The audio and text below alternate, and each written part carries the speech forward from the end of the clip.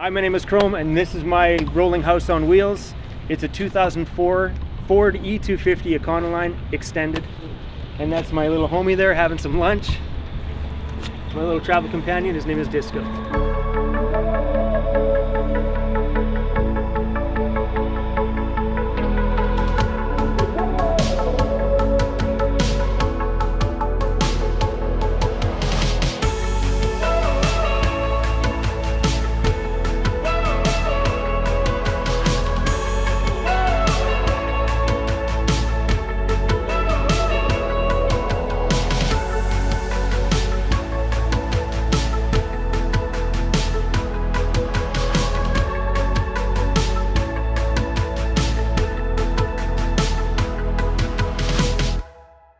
I originally bought the cargo van on my birthday on August 16th for my business. The whole intention was buying it was just because I was hauling everything in my car. I had no intentions on moving into it. But as soon as we bought the van, me and the dog decided to take a little bit of a break.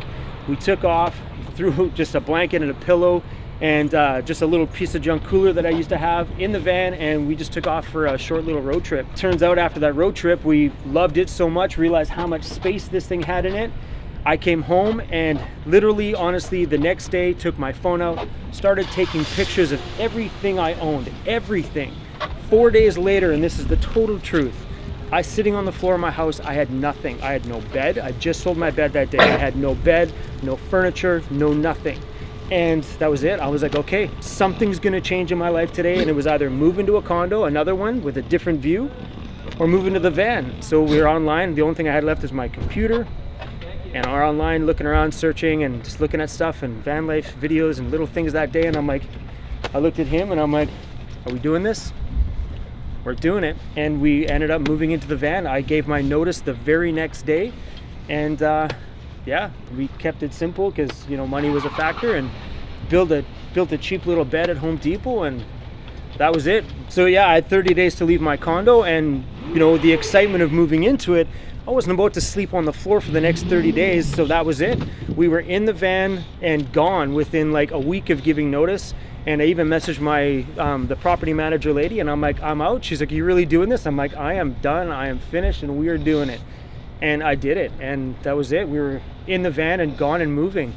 We didn't do much to the inside. You know, I kept it super simple, and over that couple of days watching Vanlife videos and watching what everybody was saying, you needed all this stuff. You needed insulation and a roof vent, and you know, I was like, okay, you know, do I need all this stuff? And I realized after being in the van this long that, you know, I got along in the last just about 5 months with basics, simple living stuff, and it's been beautiful. The bed build was super easy. We just took a simple piece of plywood and got Home Depot to make the cuts, and that was it. The mattress and stuff on top was just from Costco. When it came to like wall shelving, I didn't have any of this stuff when I first started. I had a small little one of these, just a little 3-drawered one, and my cooler, and that's all we started with. Then of course, as you're in the van a little longer, you start, you know, accumulating like you do anywhere else. So I needed more storage options, and I didn't want to build the van out, so I just kept makeshifting it and kept adding more makeshift stuff. And it works. I mean, I got these off of Craigslist. These baskets were from Craigslist. I got the wood from Home Depot. The guys cut all the cutting for me. All I did is glue it and screw it and paint it. The cool thing about the van is there's a metal bar that runs along here. That's actually screwed all the way along. I don't know what the guy used it for before here, but they must use it for strapping stuff down. So everything here is actually strapped to that bar, right? I mean, it's makeshift. I can unstrap it and move it, but yeah, it's all just strapped to that bar, nice and easy. I went with a Pelican for the reason that I didn't want to put any of the electricity stuff in the van. That was another thing I was reading, is that everybody had to have. You needed this, you had solar, and you needed batteries, and you needed whatever. And I wasn't about to do that because, for one, I couldn't afford it. You know, and that's the expensive part about van life, is like, okay, $1,000 for solar, $1,000 for your build, 500 here, you know, another 500 for the plug-in cooler. And I was like, okay, hold on, this is defeating the purpose. The purpose was to keep it simple and just, you know, go live free. And, you know, I didn't want to put in money when I didn't have it. So I went with this. Actually, I found this on Craigslist, and they say this thing holds ice for 10 days. It holds it for 7. So if you look at it, you know, 7 days, I put a bag in there and it's good to go. I don't really keep a lot in there. The only time ice goes in there is if I get fresh veggies. Other than that, I'm a bachelor, so I do a lot of, you know, eating out or grabbing things, and I think I've maybe used the burner probably 10 times to make hot chocolate in the last 4 or 5 months, right? So I usually eat a lot of vegetable stuff and a lot of fruits and stuff, but yeah, I mean, it's been great and simple, and I've functioned in this thing for just about 5 months now with no need for electricity at all, none. Like, I've had no want, no need, no extra, holy, I need, you know, a battery bank, or I need, you know, and, you know, for one, I edit videos and I'm always on my laptop doing music stuff, and I still haven't found the need for electricity. I have a little 100-watt inverter that I plug in while I drive for charging my laptop and devices, and so far I've been pretty good. So when it comes to cooking, I just, you know, obviously makeshift everything here.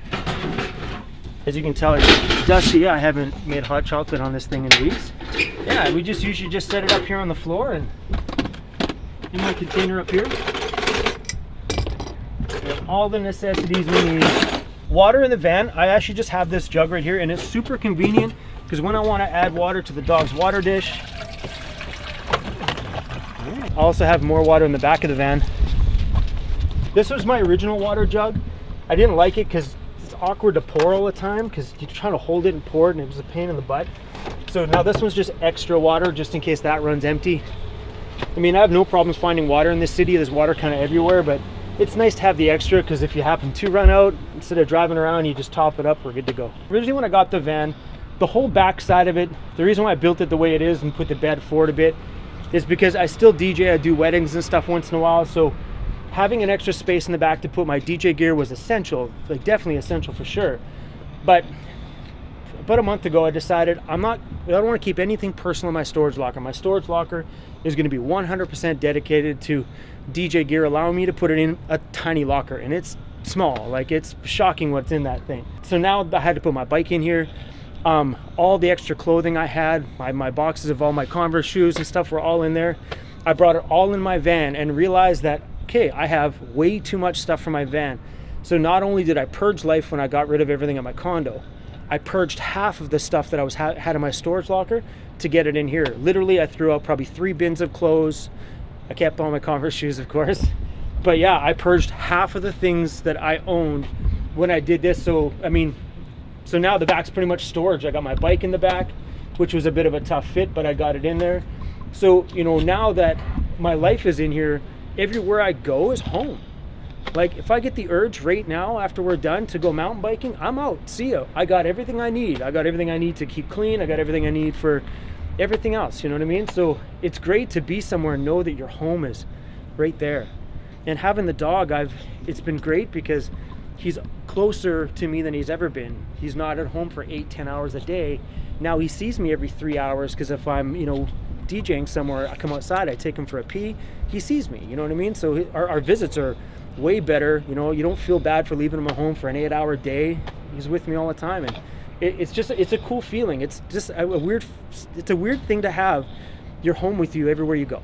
You know what I mean? Like, we're hanging out right now, but we're at my house. You know, I could go for beers with some friends. We're at my house.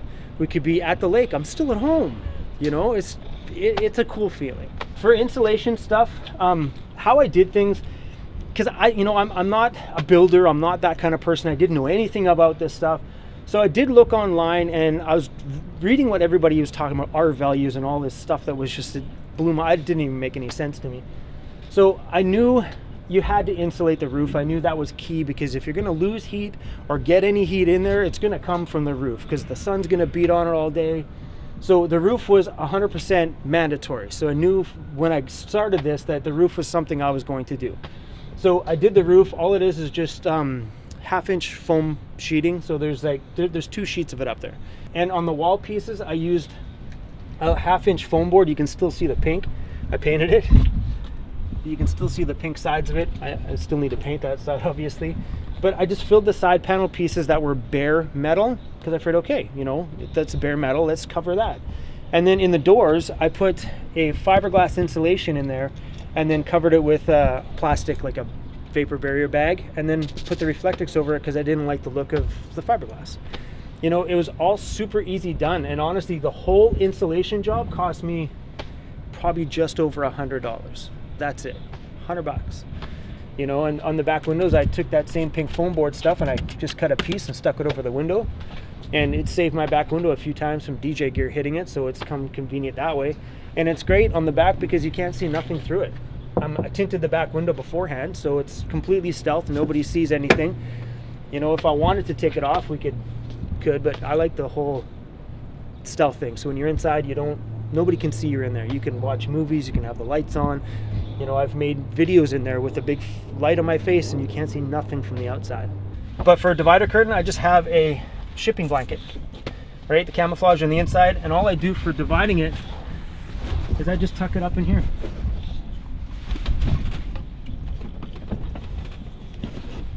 And it works super simple, right? I mean, I usually shift the seat forward here and it pretty much divides me completely 100% off from the front. Heating in the van, I originally had a mister heater. It was mounted right there on the door where the garbage can is. But the mister heater, I broke it, I think from slamming on the door.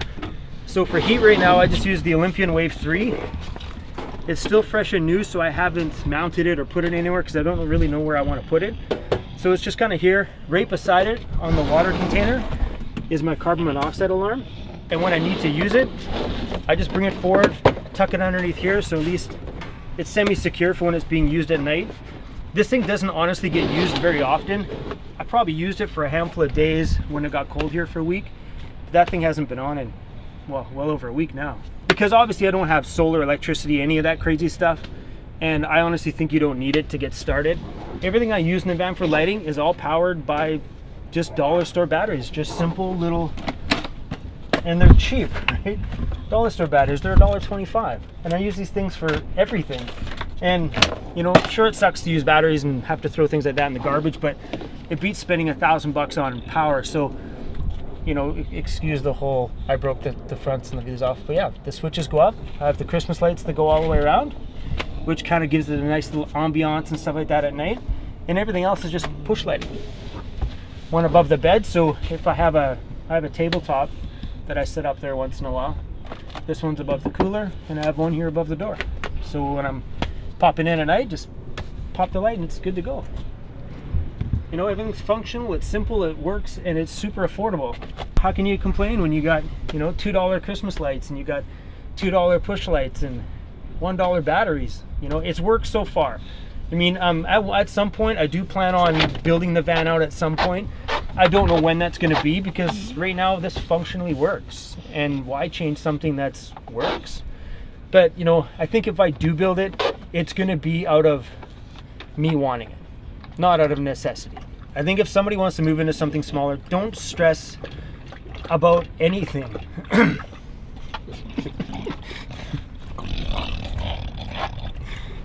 We're trying to make a video disco. But yeah, I think if someone's gonna get into it, you know, don't stress. Like, don't worry about these things, and don't get over worried about, you know, people telling you have to have insulation and have to have all these things, because you don't have to have anything that you don't want to have.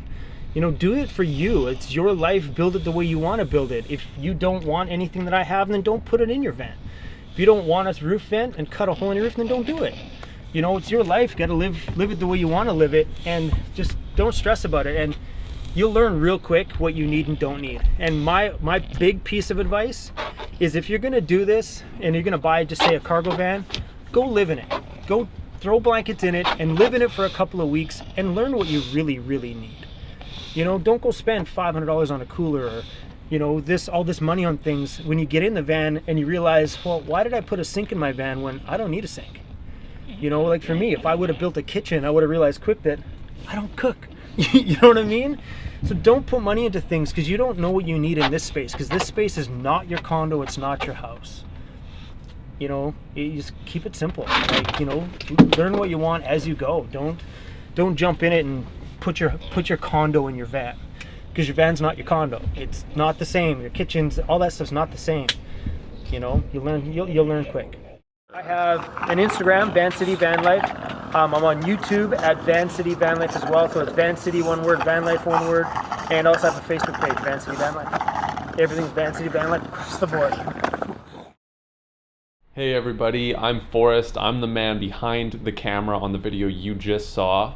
And for those wondering, and for those who don't know, I am still making the movie, The Reality of Van Life. We're good. Are we rolling? We're rolling. Oh, hell yeah. So what's your story? How come you're living in a van? How come I'm living in a van? I have so many reasons. This is going to be a 45 to 60 minute long feature documentary. At a lot of ways, it's looking at the challenges and the reality of van life.